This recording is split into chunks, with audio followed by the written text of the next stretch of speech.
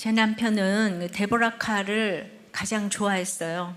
왜 좋아하는지 이렇게 생각해 보지 않았었는데, 코바디스는 1951년도 데보라카의 대표작인데요. 한 70년쯤 된 영화예요. 근데 어려서는 아무 생각 없이 보았는데, 정말 수십 년 후에 이제 그 케이블 TV로 이렇게 그 코바디스를 보았는데, 그 네로에게 핍박받는 그 초대 기독교의 순교를 다루고 있습니다. 굶주린 사자를 풀어놓고 경기장에 기독교인들을 풀어놓았는데, 거기서 죽어가면서 찬송을 부르는 그들을 보면서 이거 완전 계시록 영화구나. 근데 어쩌면 저렇게 성경적으로 영화를 만들고도 저렇게 명화가 될 수 있을까를 보면서 부러웠어요. 그 당시 네로의 총애를 받는 로마의 사령관인 마커스가 독실한 기독교인으로 이제 리지아 공주로서 노예가 된 그 이름을 그래서 리지아로 했어요. 자기 나라. 즉 데보라카를 사랑하지만 리지아가 마음속으로는 마커스를 사모하지만은 믿음이 없으니 구애를 거절합니다. 정말 그 마커스는 잘생기고 권세 있고 재물 있고, 근데 노예로서 그를 거절하는 것은 정말 이건 누구라서 쉽겠습니까? 리지아는 신자로서 겪는 그 유혹과 핍박을 보여주며 결국 믿음 지키고 마커스 때문에 동족들도 지켜내고 결국은 마커스도 믿음으로 이끄는 역할을 했어요. 근데 이제 그 영화 중에 예수와 자기 중에 한 사람을 택하라고 이렇게 하는 걸 보면서 내가 남편에게도 예전에 그런 얘기를 들었던 기억이 있어요. 근데 영화에서 그 리지아가 신앙 때문에 이제 거절을 했어요, 마커스를. 근데 거기 사도 바울이 등장하는데, 사도 바울에게 내가 어떻게 해야 예수에 대해서 적이 아니라는 것을 이렇게 보여줄 수 있냐고 하니까 사도 바울이 그 노예들을 풀어주라고, 그다음에 칼로 전쟁하지 말라고 뭐 그렇게 얘기한 것 같은데, 그 얘기를 듣고 불같이 화를 내고 잠시 교제를 끊었어요. 이제 뭐 다시 이제 교제를 했지만 나중에 같이 감옥에 갇히면서 잠시 후에 같이 사자밥이 될 것을 알면서도 자기는 리지아를 생명처럼 좋아하면서도 예수님에 대해서 아직 잘 모르겠다고 하는 거예요. 어떻게 지금 이 리얼리티가 이렇게 넘치는 영화가 있을 수가 있죠? 우리 중에서도 내가 너는 좋아하지만 예수는 누군지 모르겠어, 그러는 청년들이 있겠죠, 그죠? 그런데 이 대단한 믿음의 역할을 한 이 데보라카를 제일 좋아한다고 했으니까 우리 남편은 만세전부터 믿음의 사람을 좋아하지 않았나, 뭐 이런 생각이 좀 들어요. 그래서 그 인생 그대로 지금 여러분을 이제 구하고 있는 저를 생각하면서 다시 생각해도 남편은 생명책에 기록된 자가 아닌가 합니다. 거룩한 성 새 예루살렘에 거하는 자는 생명책에 기록된 자예요. 근데 이제 신천지는 그 신천지에 등록한 자를 그 생명록에 기록이 됐다고 그러고, 이렇게 이제 중단하고 있는 사람을 중단록에 기록됐다고 그러고, 신천지를 나가는 사람은 사망록에 기록이 됐다고 하니까 무서워서 거기를 못 나온다는 것이죠. 아니죠. 생명책에 기록된 천국의 주인공은 누구인가? 오늘 살펴보겠어요. 첫째가 각자가 보석같이 빛나는 성각의 간증이 있는 사람입니다. 자, 이건 다양함 속의 일치를 보여주는 것인데 18절서부터입니다. 그 성곽은 벽옥으로 쌓였고 그 성은 정금인데 맑은 유리 같더라. 그 성의 성곽의 기초석은 각색 보석으로 꾸몄는데, 첫째 기초석은 벽옥이요, 둘째는 남보석, 사파이어, 셋째는 옥수 녹색이고, 넷째는 녹보석 에메랄드, 또 다섯째는 홍마노 살색이고, 여섯째는 홍보석 루비죠, 일곱째는 황록 황옥 황금색이고, 여덟째는 노곡, 또 아홉째는 담황옥, 이거 토파즈라고 그러죠. 열째는 비치옥, 열한째는 청옥이요, 열두째는 이제 자수정 이라. 자, 새 예루살렘 성은 보호와 안정과 평안을 위하여 그 17절에 나온 것처럼 144 규빗의 성곽을 갖고 있어요. 근데 12사도들은 예수 그리스도를 기초로 하여 지금 기초석의 역할을 하고 있는데요. 성은 지난주에 그 16절에 12,000 스타디온의 성은 그 이제 144 규빗에 비하면 480만 규빗 정도 되는 그렇게 이제 엄청난 이제 크기인 거예요. 지난 주일에 제가 그 12,000 스타디온을 24,000km라고 했는데 그건 잘못된 계산법을 제가 했어요. 예. 그러니까 이제 이 성곽 규모는 작은데 성은 지금 말할 수 없이 크잖아요. 이제 이걸 어떻게 이해해야 되나? 예. 이거는 내적인 성전은 믿음으로 구원을 얻는 것이기 때문에 인간이 세울 수 있는 게 아니라는 뜻이에요. 그래서 어떻게 12,000 스타디온이 그 144 규빗 안에 들어갈 수가 있겠습니까? 그러니까 우리가 겨자씨만한 믿음이 있어도 산을 움직인다 그러잖아요. 그러니까 겨자씨 안에 지금 태산이 들어있다 이렇게 생각하시면 돼요. 바로 이게 신앙입니다. 데보라카가 굉장히 작고 그 갸냘프지만은 그러나 그 겨자씨 같은 믿음으로 로마의 사령관인 마커스의 구애를 거절했기 때문에 결국은 다 얻었어요. 그 세상을 거절하는 역할을 보여주는 것도 참 필요합니다. 이것이 이 작은 성곽의 이제 그 역할인 것이에요. 그래도 이제 성곽은 144 규빗의 사람의 측량이라고 했어요. 기억나죠? 지극히 작은 것이지만 사람을 주께로 인도하기 위해서 이 땅에서는 또 보여주는 역할이 보여지는 이런 역할이 있는 거예요. 사람의 청량인 이 144 규빗의 성곽을 자세히 묘사하는 이유는 우리가 이 땅에 살고 있기 때문이죠. 그래서 세상의 언어로 천국을 묘사해야 되기 때문에 이 조그만 성곽 부분에 대해서 이렇게 자세히 묘사를 하고 있습니다. 그러니까 모든 것이 열둘이라는 것은 이 공동체로서의 새로운 공동체를 의미하는 거예요. 그래서 무슨 12지파, 12사도 계속 나오잖아요. 12,000 스타디온, 144 규빗도 12 곱하기 12 뭐 이렇게. 그래서 이런 그 비천하고 이런 사람들의 공동체라 그랬잖아요. 거룩한 성 새 예루살렘. 그러니까 이 새로운 공동체는 천국을 가시적으로 보여주는 이런 공동체인 거예요. 그래서 이제 천국을 가시적으로 보여주는 게 진짜 뭔가 이번 여름 사랑부 캠프에 부모들이 이제 서로의 장애의 아픔을 이제 채우라면서 이제 그 아픔을 위로하는 시간이 되었다고 해요. 그래서 먼 곳에서 예배 오기 참 힘들지만은 예배 참석하는 것만으로도 너무 감사하다고 나누어 주셨대요. 어떤 분은 장애아의 부모를 둔 입장에서 미국행이나 제주도행을 생각했지만은 그러나 이 공동체에 들어가서 말씀 듣고 이 권면과 이것으로 분별하면서 결국 이거 환경이 아니고 말씀이 있는 곳이 자녀를 진정 위하는 길임을 알고 이 공동체를 선택했노라고 이런 나눔을 해줬다는 것이에요. 그렇죠. 우리 사랑부가 쓰는 그 곳이 저 민물장어집 지하잖아요. 그 지하실이고 그런데도 얼마나 좋은 환경이 많은데도 말씀으로 이제 살아나는 것 때문에 이렇게 와주셔서 너무 감사합니다. 새 예루살렘 성의 건축 재료는 모두 값비싼 금과 진주와 이렇게 보석입니다. 새 예루살렘의 성곽은 이제 12가지 보석으로 되어 있고 또 문은 12문이 진주로 되어 있고 성은 모두 정금으로 길까지 정금으로 되어 있어요. 성곽의 기초석은 아주 보석의 집합소입니다. 그럼 왜 이렇게 찬란한 보석으로 명명을 했을까요? 이 바벨론의 거짓된 영광과 대조를 하기 위해서예요. 계시록 18장 16절에는 이르되 화이또다 큰 성이요 세마포 옷과 자주옷과 붉은 옷을 입고 금과 보석과 진주로 꾸몄대요. 이런 바벨론과 비교를 해야 되기 때문에 이 땅의 언어로 가장 찬란한 보석 얘기를 한 것입니다.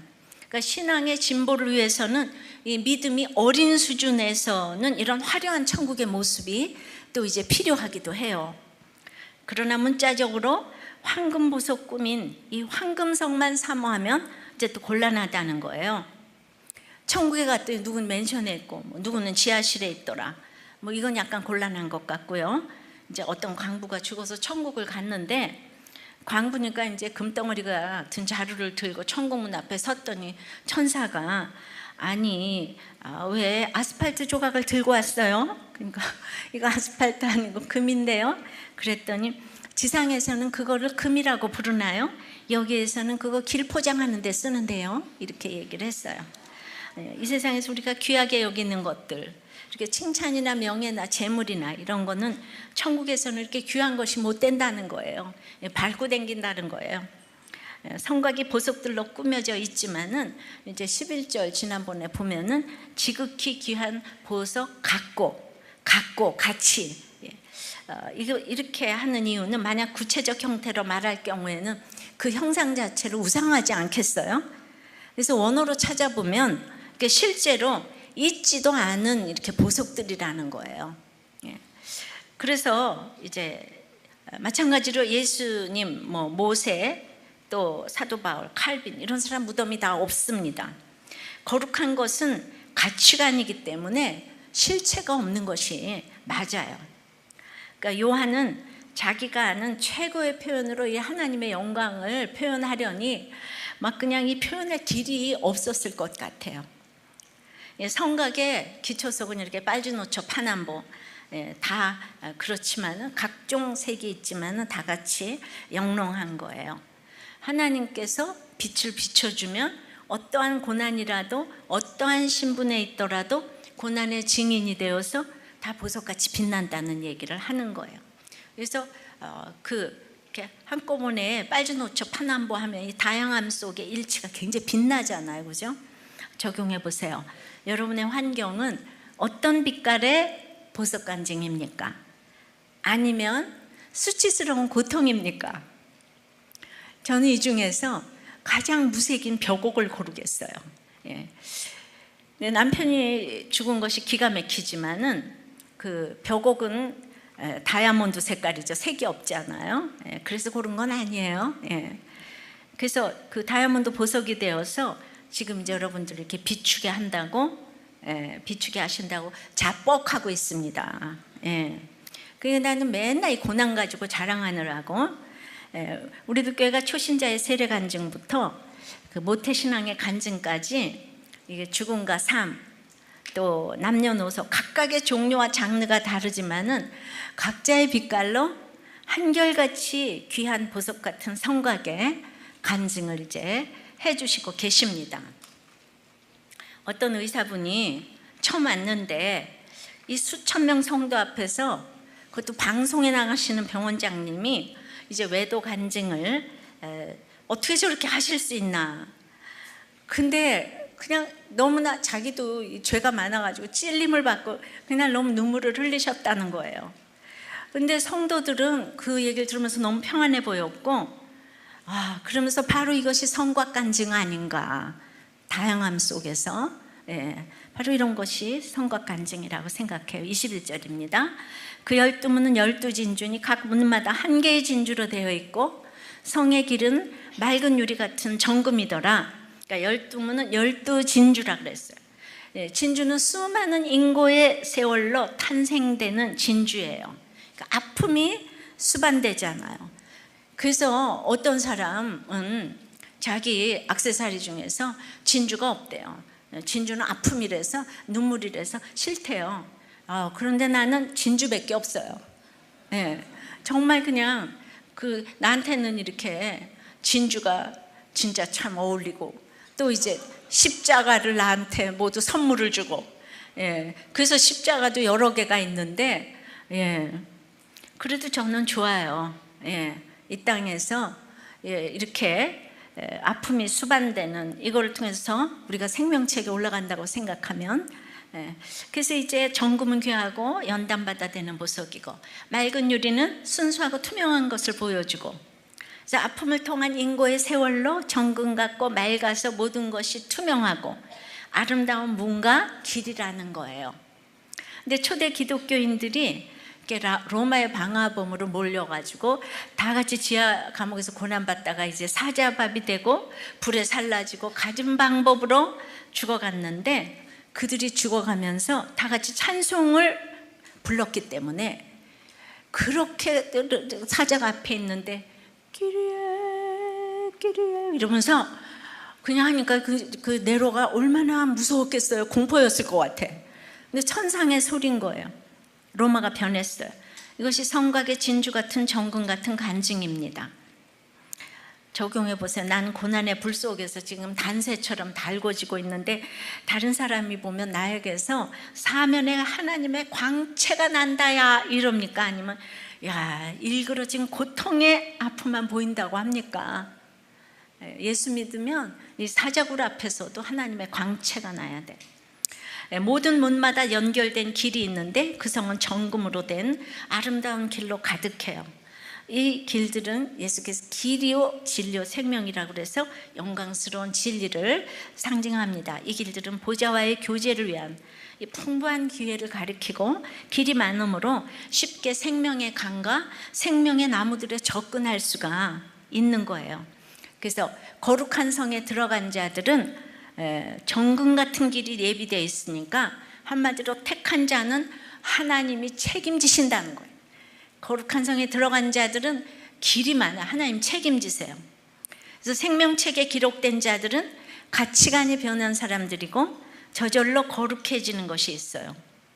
그래서 숨은 부끄러움의 일을 회개하자고 늘 기도 제목을 드리는데, 어떤 분이 야동을 보는 이 숨은 부끄러움에 그 기도를 했는데, 기도하고 나서 야동이 생각이 나지 않는다는 이제 나눔을 읽었어요. 새하늘에 들어가면 맑은 유리 같은 정금의 길을 걸어가기에 이렇게 저절로 되어지는 것이 있어요. 여러분들이 말씀이 안 들린다고 해도 이제 이렇게 자꾸 듣다 보면 이렇게 달라지는 게 있어요. 성도의 견인이라고 하죠. 생명책의 주인공들은 그래서 유리같이 이렇게 투명한 것이 이게 특징이에요. 근데 문들에는 이제 12 천사들이 지킴으로써 음녀와 관련된 자들의 그런 그 특징을 갖고 있는 자들은 들어갈 수가 없어요. 천사들의 특별한 보호를 보여주는 이런 모습은 에덴 동산을 지켰던 그 그룹을 연상케 합니다. 그래서 우리도 좀 음녀의 길로 가려고 하면 공동체가 달겨들어서 각자의 음녀의 출입을 막아준다고 생각합니다. 그렇죠? 예, 안 그래요? 다 그래요? 이제 목장 나눔할 때 그냥 내가 이제 야동을 보고 뭐 누구를 만나고 그건 안 돼. 그리고 공동체가 달겨들어서 처방해 준다 이거죠. 맞죠?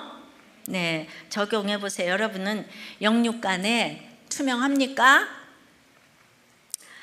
자, 생명책에 올라가는 자 두 번째는 내가 성전인 것을 아는 자예요. 예. 그래서 22절 3절이 핵심 구절인데, 새 예루살렘 성은 하나님과 그의 백성들이 주인공이라는 거예요. 22절에요. 성 안에서 내가 성전을 보지 못하였대요. 예, 이는 주 하나님 곧 전능하신 이와 및 어린 양이 그 성전이기 때문에, 하나님이 성전이기 때문에 이제 내가 이 성전을 보지 못했대요. 이제 성전을 통하는 간접 교제는 더 이상 없다는 거예요. 하나님이 나하고 하나가 됐기 때문에. 그래서 23절에 그 성은 해나 달의 비침이 쓸데없으니 이는 하나님의 영광이 비치고 어린 양이 그 등불이 되심이라. 자, 해나 달이나 별 하나만 연구해도 아마 연구한 본인들은 등불이 되어서 꼭 하나님이 된 것 같을 것 같아요. 그래서 근데 별 하나 연구하고 등불이 되었다면 이 별을 창조하시고 은하계의 모든 것을 창조하신 그 하나님 아버지는 어떻게 되나요? 바로 그분이 내 아버지라는 것을 알면 이제 내가 성전인 것을 이제 아는 사람이라는 거죠. 자, 인공지능이 주목받는 시대에 돌입하고 있어요. 정보가 너무 많기 때문에 인공운전은 사람보다 더 정확하게 운전을 한다고 합니다. 예, 그러니까 이제 나는 사람이잖아요. 이렇게 각자 이렇게 운전을 할 때 제가 무슨 생각을 하고 있는지 우리는 모르잖아요, 독립이 돼서. 근데 인공지능은 쟤는 지금 라이터는 할 거다, 레프터는 할 거 다 한다는 거예요. 그 머릿속에 들어가서. 그래서 인공지능에 운전을 하게 되면 사고가 안 난다는 거예요. 마찬가지로 인공지능 의사도 우리는 그때마다 피검사고 뭐고 다 해야 되는데 여기다 정보를 계속 축적을 하기 때문에 앞으로 몇십 년 후에는 의과대학 공부를 아무리 해도 그 인공지능 그 의사를 따라갈 수가 없다는 거예요. 의료사고가 줄어들기 때문에. 그래서 미래는 3 이제 프린트 시대, 3D 이제 프린트 시대고 로봇 또 인공지능 등의 시대로 뭐 지금 생각해도 경찰이나 의사나 이제 운전기사 등이 앞으로 직업을 잃게 되므로 이에 따라 앞으로 직업을 잃게 될 수많은 무노동자들의 새로운 모델을 생각해야 된다고 하는 거예요. 이 바둑의 알파고가 이세돌을 3대1로 이긴 건 알고 있죠. 그러니까 진짜 이게 두려운 일이에요, 생각하면. 그러니까 농업이 주를 이루던 시대에 19세기 산업혁명의 결과로 이제 기계가 모든 일을 하니까 갑자기 직업을 다 잃었잖아요. 판도가 달라졌어요. 그래서 프롤레타리아 노동자가 이제 출현을 했습니다. 정치 경제 역사의 노동자 계급의 이 바람과 두려움을 어떻게 해결할까를 성경이나 코라는 몰랐다. 현대의 산업 경제에 대해서 몰랐기 때문이라고 누가 얘기를 했냐 하면 옥스퍼드 박사 출신으로 사피언스 호모데우스를 펴내서 45개국에서 1200만 부가 팔려 나간 히브리 대학의 유발 하라리 교수의 말이에요. 그러니까 이렇게 두려우니까 그때부터 뭐 사회주의, 공산주의, 그냥 뭐 파시즘에, 그냥 막시즘에, 그냥 뭐 이렇게 이제 자유민주주의가 나타나기 시작했다고 이렇게 얘기를 하는 거예요. 너무 지금 이 말 맞는 것 같지 않아요? 맞아요, 그죠? 맞아요. 그렇지만은 그것만 얘기하면 뭐예요? 여기에 반론을 내가 제기를 한다면, 물론 보이는 것은 그렇게 보일 수도 있지만 항상 그때도 지금도 바벨론 세력은 그냥 이렇게 뭐 아수르, 바벨론, 저기 막 그 헬라, 로마 이렇게 계속 이어져 왔다 그랬잖아요. 그리고 지금 짐승으로 음녀의 세력으로 지금 이즘으로 인공지능으로 주님 오실 때까지 시기마다 이 세력은 늘 있을 것이에요. 왜냐하면 창조하셔서 종말론, 종말에 우리를 구원하실 때까지 이렇게 늘 우리를 괴롭히는 짐승과 음녀는 무서운 세력으로 있어요. 근데 인간이 아무리 노력을 해도 144 규빗의 성곽만 측량할 수 있을 뿐인데 이 하라리 교수가 아무리 인공지능의 미래 예측을 한다고 해도 그 12,000 스타디온의 믿음의 성에는 이길 수가 없다는 거죠. 이 땅의 빛의 속도는 연구할 수 있어요. 그러나 그것은 이 한 규빗이 8~9인치 하나예요. 이 144 규빗에 속한 것일 뿐인 거예요. 생명나무를 지키고 있는 천사를 제치고 내가 생명나무를 가질 수 있다고 믿지만 생명나무를 연구해서 생명체에 올라갈 수는 없는 것이에요. 그러니까 연구하는 자와 들어가는 자는 천지 차이인 거예요. 달라요. 자, 옥스퍼드 출신의 리차드 도킨스 등 예수를 믿는 영국이잖아요. 근데 거기에 석학들이 자꾸 예수는 신이 아니다. 동성애는 신이 아니라 사제가 화내는 것일 뿐이다 라고 하는데 우리는 그런 교수들이 가르치는 그곳을 세계의 명문이라고 하면서 그냥 가지 못해서 보내지 못해서 안타까워 하고 있죠. 그죠? 하나님 외에는 어떤 빛도 없어요. 하나님 자신이 그 백성들을 위한 발광체이시기 때문이에요. 택자를 비춰주시니까 똑같이 우리가 빛나는 거예요. 벽옥이나 남보석이나 똑같이 빛나는 거예요. 성전을 통한 간접 교제가 이제는 필요 없어서 하나님의 거룩한 통치 아래 직접적인 교제로 바뀌었습니다. 성전이 필요 없어요. 성막이나 성전에 갈 필요가 없어요. 왜냐하면 예수님 자체가 길이요 진리요 생명이기 때문에 요한일서 1장 5절에 하나님은 빛이시라 그에게는 어둠이 조금도 없으시니라. 또 요한복음 1장 4절에는 그 안에 생명이 있었으니 이 생명은 사람들의 빛이라. 또 이사야 60장 19절에는 다시는 낮의 해가 내 빛이 되지 아니하며 달도 내게 빛을 비추지 않을 것이요 오직 여호와가 내게 영영한 빛이 되며 내 하나님이 내 영광이 되리니. 그러니까 우리가 아는 게 너무 부분적이에요. 전체를 알 수 있는 지식이 없어요. 하나님을 모르면 자기를 몰라요. 어마어마한 박사고 석학이고 한국이 열광을 하는 학자지만은 이제 전체를 모르잖아요, 그죠? 그러니까 내가 성전이라는 것은 무엇을 의미합니까? 나와 성전이신 아버지가 하나가 되었다는 거예요. 그래서 요한복음 17장 22절서부터 보면은 예수님이 십자가에 달려 돌아가시기 직전에 하나 되게 하옵소서 그러고 대제사장 기도를 했는데 23절에 보면은 곧 내가 그들 안에 있고 아버지께서 내 안에 계시어 그들로 온전함을 이루어 하나가 되게 하려 함은 아버지께서 나를 보내신 것과 또 너를 사랑하신 같이 그들도 사랑하신 것을 세상으로 알게 하려 함이로소이다. 내가 성전인 것을 세상으로 알게 해야 되는 도구가 바로 사랑이라는 거예요. 사랑. 고린도서 13장 12절에는 우리가 이제는 거울로 보는 것 같이 희미하나 그때에는 얼굴과 얼굴을 대하여 볼 것이요 이제는 내가 부분적으로 아나 그때에는 주께서 나를 아신 것 같이 내가 온전히 알리라. 그 전에 12장 31절에는 그런즉 믿음, 소망, 사랑 이 세 가지는 항상 있을 것인데 그 중에 제일은 사랑이라. 이렇게 사랑이 중요한 이유는요, 구원의 영광을 이루시기 위해서는 서로 도와야 되니까 사랑이 필요하잖아요. 근데 믿음과 소망은 성취되면 이제 쓸모가 없잖아요. 그런데 천국에서도 필요한 것은 오직 사랑 하나 남아있다는 거예요. 왜냐하면 하나님과 우리가 하나 되기 때문에 이 사랑은 영원하다는 것이죠. 그래서 내가 성전인 것을 아는 자의 결론은 이 사랑이라는 거예요. 사랑은 그러면 어떻게 하나요? 고린도전서 10장 이렇게 보면은 사랑은 오래 참고 사랑은 온유하며 투기하는 자가 되지 아니하며 사랑은 자랑하지 아니하며 교만하지 아니하며 무례행치 아니하며 자기의 유익을 구치 아니하며 성내지 아니하며 악한 것을 생각지 아니하며 불의를 기뻐하지 아니하며 진리와 함께 기뻐하고 모든 것을 참으며 모든 것을 믿으며 모든 것을 바라며 모든 것을 견디느니라.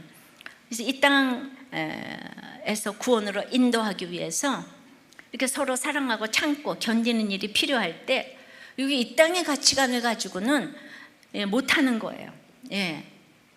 내가 성전이어야 할 수 있는 것이에요.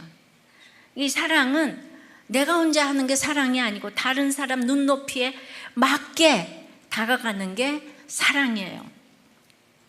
자, 지난주 울진 아울리치에 가는 청년이 이제 가기 전에 암 판정을 받았어요. 그런데 이 청년이 그냥 자기는 아울리치를 가겠다고 했어요.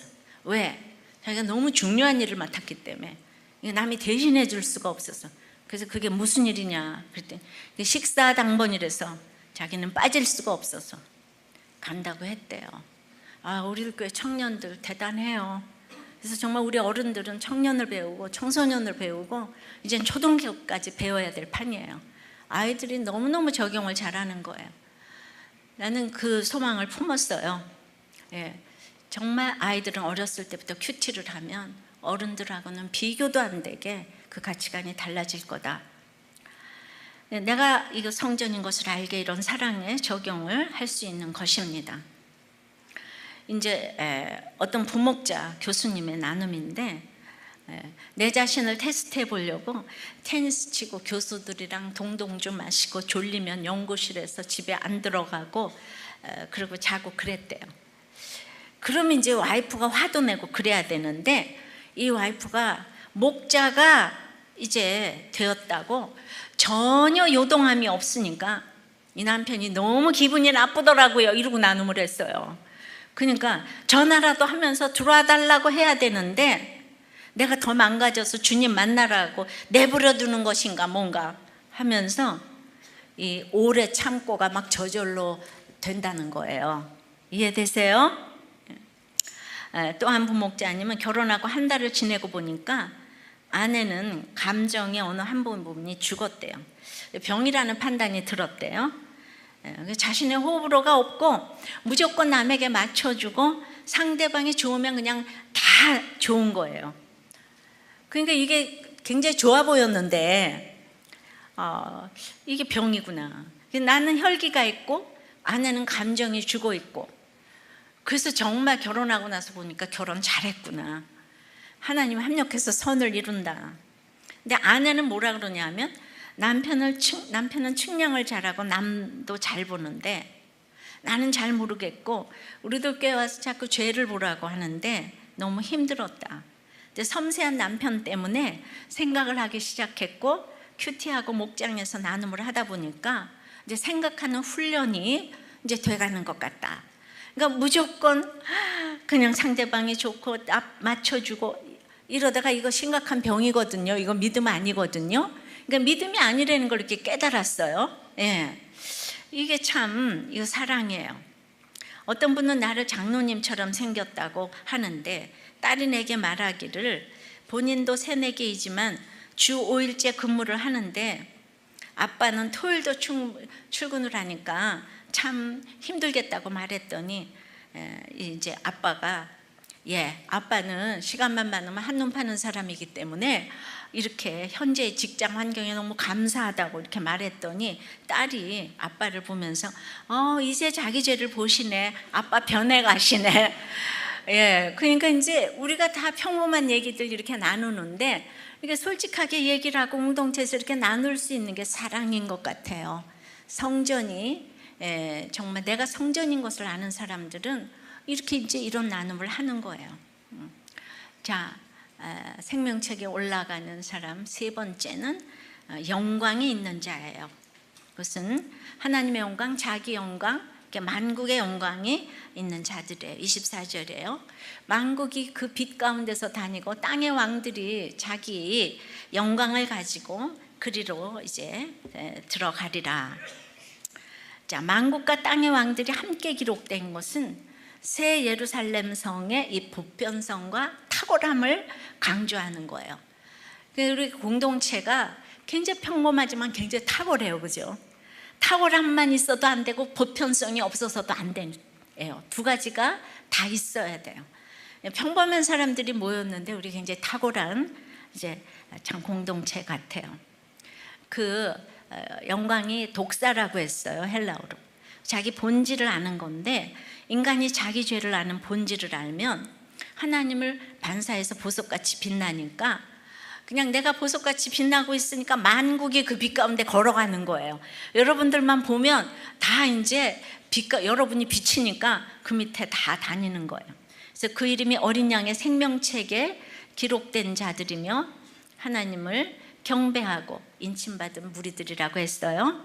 이렇게 자기의 본질을 알고 자기 자신을 알면은 밤이 없어요. 밤이 없어. 영광은 그래서 뭔가 하면 25절에 낮에 성문들을 도무지 닫지 아니하리니 거기에는 밤이 없습니다.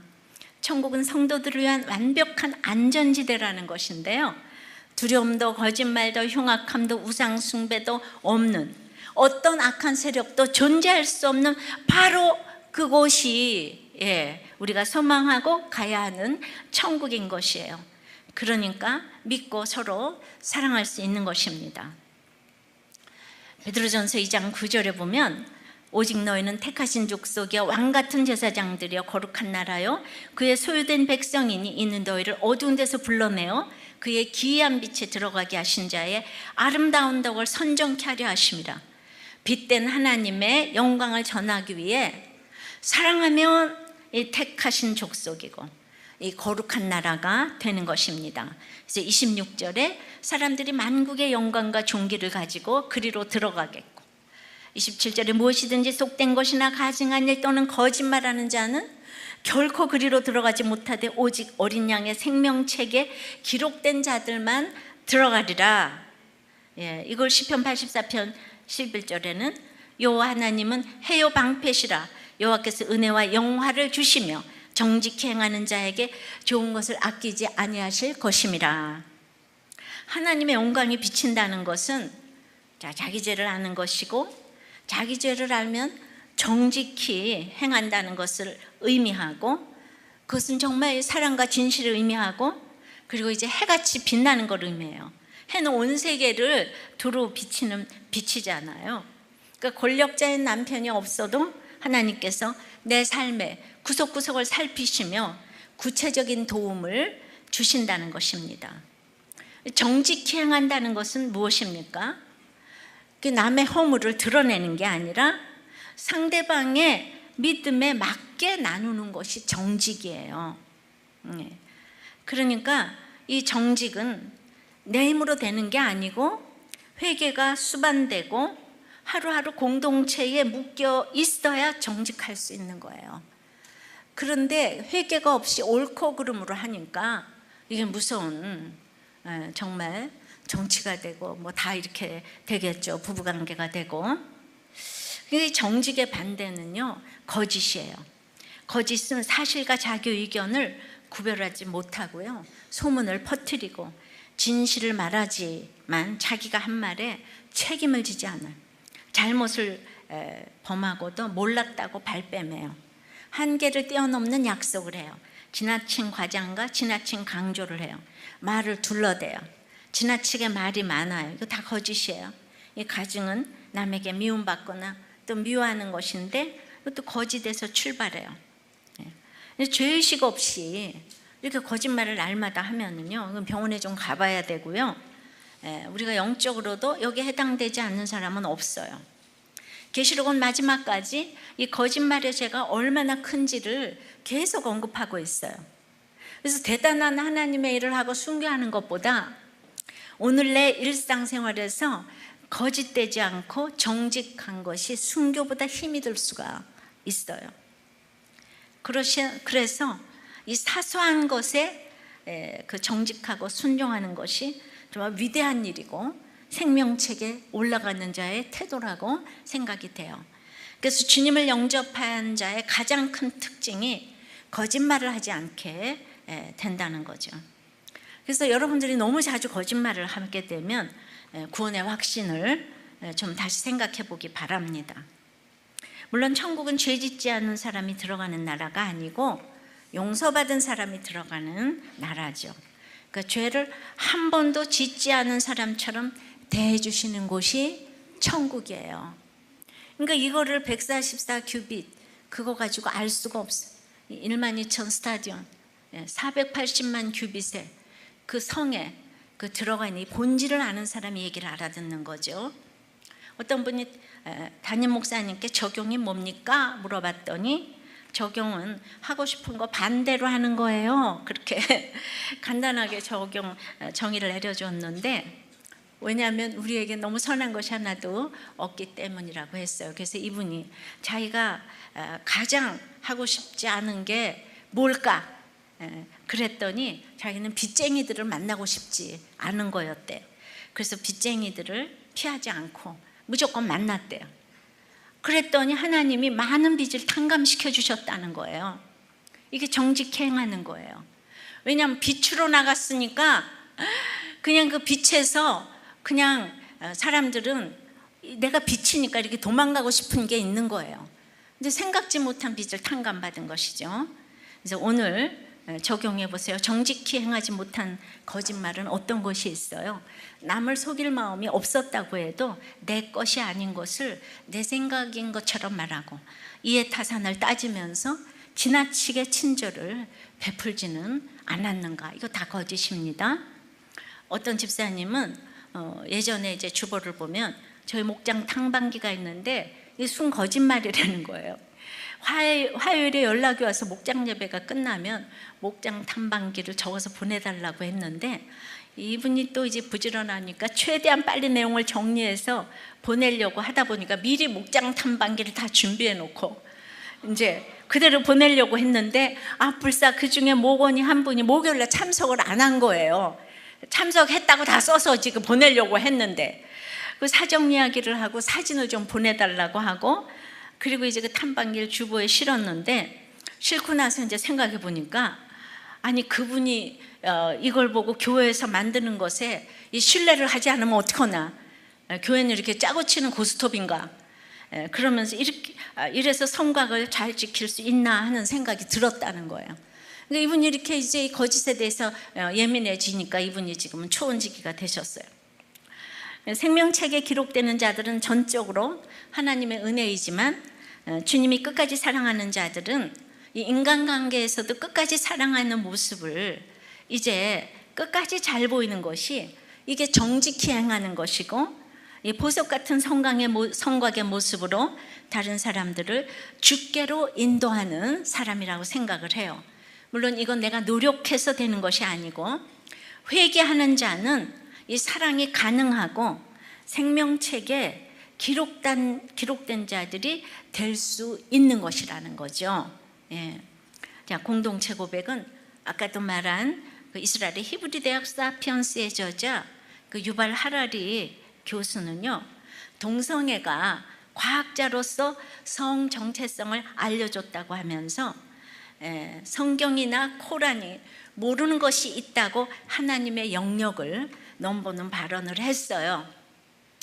근데 그것은 정말 144 규빗일 뿐 12,000 스타디온을 모르는 발언이에요. 그런데 이번 주 큐티 나눔에 이 석학인 유발 하라리도 죄인 줄 모르는 동성애를 어떤 분이 오픈을 이제 한 나눔을 좀 읽어드리겠어요. 저의 죄패는 동성애입니다. 평소 제게 공감이 많이 가는 설교를 해주시는 목사님이 새벽 큐티 설교를 해주셔서 이제 저의 죄패 동성애 세바를 머리베어 주님께 내어놓습니다. 이곳에 와서 띵크 양육 교사 양육을 받으며 저의 죄패 동성애를 오픈하였었습니다. 그런데 양육 교사 양육 중에 아버지가 교회에 나오시게 되면서 이제 세례까지 받으시는 이 단계를 밟으셔서 그냥 조심할 수밖에 없어서 이 죄패 오픈을 이제 미뤄두게 됐는데, 몇 주 전 담임 목사님 설교 중에 동성애 문제로 교회를 떠나는 청소년 이야기를 하셨을 때 마음이 많이 아팠습니다. 저는 남자 집사이고 미혼이며 내년이면 50세가 됩니다. 저의 동성애 이력은 철저히 은둔형으로 소프트한 어린이, 청소년기의 동성애부터 하드한 청년 중년의 동성애까지 경험했고, 30여 년을 평범해 보이지만 평범하지 못했던 가증한 삶을 살아왔습니다. 세상적 성공으로 숨고자 했지만 더 철저히 깨져서 하나님을 찾게 되었고, 개인 회생도 경험했습니다. 청소년기에는 천주교, 청년기에는 한 6개월 정도 JMS 생활을 했어. 정명석이죠.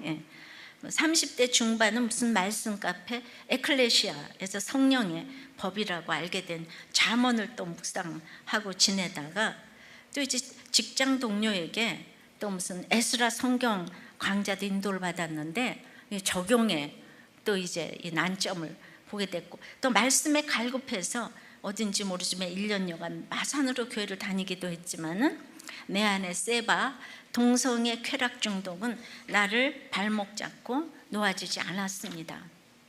그동안 너무도 오래 말씀을 거스리는 동성애에 빠져 있었기에 이성에게 다가서는 저는 너무도 서툴렀습니다. 이제 어머니의 구원을 놓고 하나님께 엎드려 기도드립니다. 제가 결혼하면 교회 나오시겠다는 어머니이신데, 이제 저의 죄패를 드러내어 교회를 떠나는 청소년들을 하나님께 바로 향하게 할 수 있다면 얼마든지 오픈토록 하겠습니다. 하나님이 옳다 하시는 삶이라면 제게 주어지는 수치와 조롱을 달게 받고 가도록 하겠습니다. 주님, 가증한 삶을 살아온 저를 불쌍히 여겨 주옵소서. 암세포 소굴에서 살아 돌아와서 이제는 암세포를 잡는 이 이기는 자로 살 수 있기를 간구합니다. 아멘. 있잖아요, 이 동성애자들은 이 할라리 박사처럼 최고의 엘리트고 최고의 부와 명예를 가진 사람들이 많아요. 애플 대표인 킴 쿡이 동성애자이고, 그 밴더빌트의 외손자인 앤더슨 쿠퍼는 CNN 간판 앵커지요, 그죠? 근데 지난번에 말했던 그 조던은 그 농구 선수 조던이 아니더라고요. 예.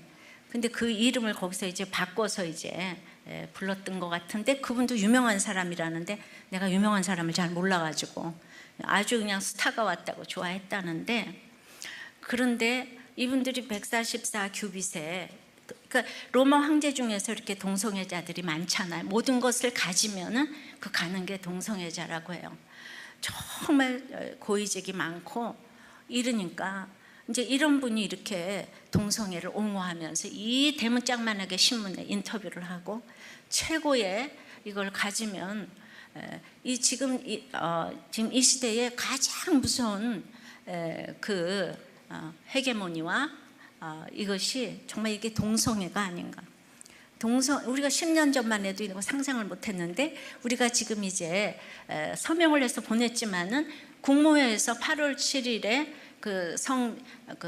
평등, 그것이 이제 지금 통과됐다는 얘기를 들었어요. 우리 너무 힘이 없어요, 그죠? 예. 근데 정말 이분들을 어떻게 합니까? 예, 낮아진 게 하나도 없는데, 다 갖추었는데, 별도 딸 사람인데. 그러나 이렇게 지금 동성애가 대안이 없다고 하지만은 이렇게 지금 우리들 교회에서 오픈하는 사람 있잖아요. 동성애 힘들어요. 청년 여러분 중에서도 우리들 교회 맨 처음에 중학교 때 오픈하고, 안 돼서 고등학교 때 또 오픈하고, 청년부 때 가서 또 오픈했는데 3번이나 오픈해도 이게 힘들다고 고백한 청년이 있어요. 지금 유학 간 청년도 또 있지요, 그죠? 그리고 이제 이렇게 나와서 간증하지 않았어도 또 이제 자매도 오픈하고. 근데 자매들도 이렇게 오픈해가지고 한 사람은 휘문, 한 사람은 판교 다니면서 양쪽에서 목자를 하고 있잖아요. 이렇게 말씀은 여기 대안이 있잖아요. 이 말씀 공동체는 이렇게 대안이 있어요. 정말 너무나 눈물이 날라 그래요.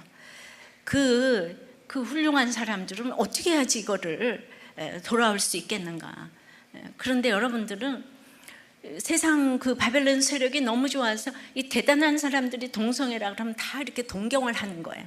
난 그렇게 해도 된다. 그건 절대로 아닌 거예요. 죄인 줄 알면서 안 되는 거, 이것 때문에 안타까워해야 되는 거지, 이게 죄가 아니라고 이렇게 하라리 박사처럼 나와서 과학적으로 자기는 성 정체성을 자기는 알게 됐다고 이렇게 얘기를 하니까 가슴이 이렇게 막 미어지는 그런 마음이 드는 거예요. 생명책에 올라가는 사람은, 이렇게 그런 사람은 못 올라가도 지금 우리들 교회에 온 이 청년 아닌 장년, 이거 정말 힘들거든요. 50이 돼가지고 평생을 동성애로 살았는데, 너무 감사해서 오픈을 하고, 정말 우리들 교회에서 결혼 잘해서 신앙생활 잘했으면 좋겠어요. 잘생겼다는 얘기를 제가 들었어요.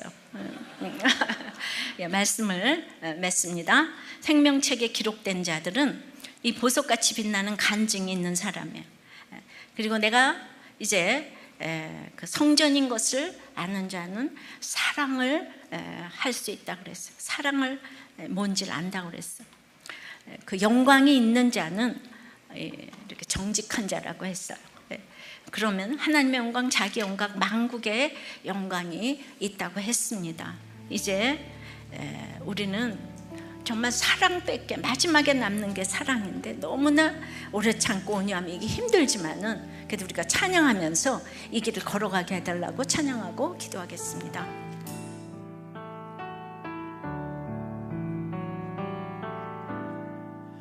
사랑은 언제나 오래 참고,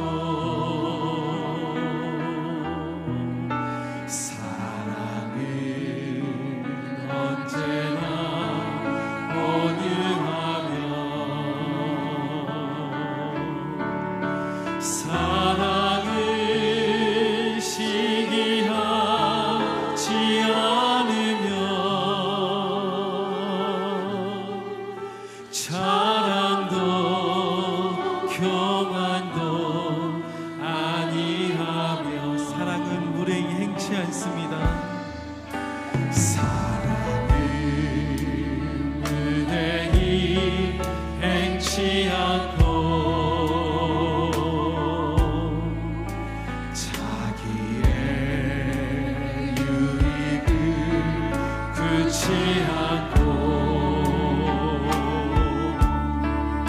사랑을 성내지 아니하며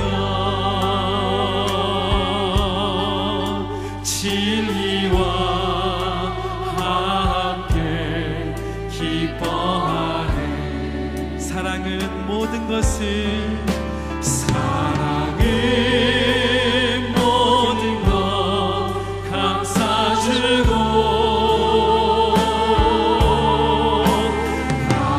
바라고 믿고 참아내며 사랑을 영원토록 변함없네. 믿음과 소망과 사랑을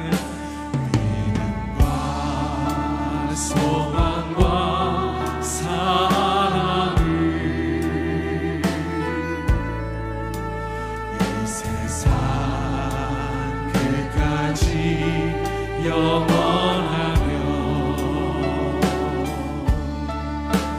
믿음과 소망과 사랑 중에 그 중에 제일은 그 중에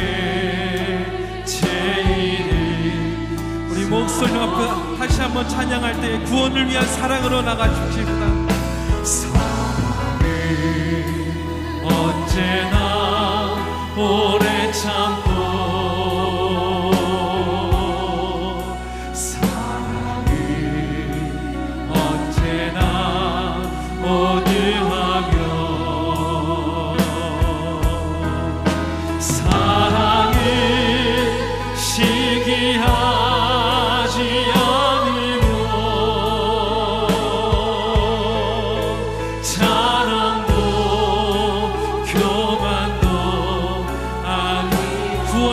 가십시다. 사랑은 물에 행치 않고 사랑은 물에 행치 않고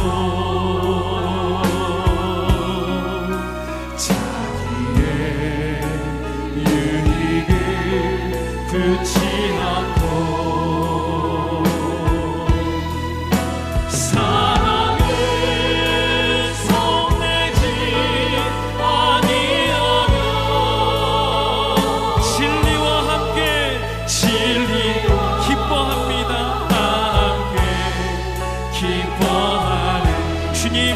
구원을 향한 사랑을 주시옵소서. 사랑은 모든 것 감싸주고 바라고 믿고 참아내며 사랑은 영원토록 변함없네.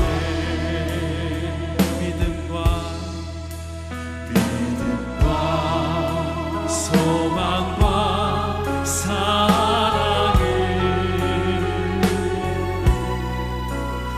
이 세상 끝까지 영원하며 믿음과 소망과 사랑 중에 그 중에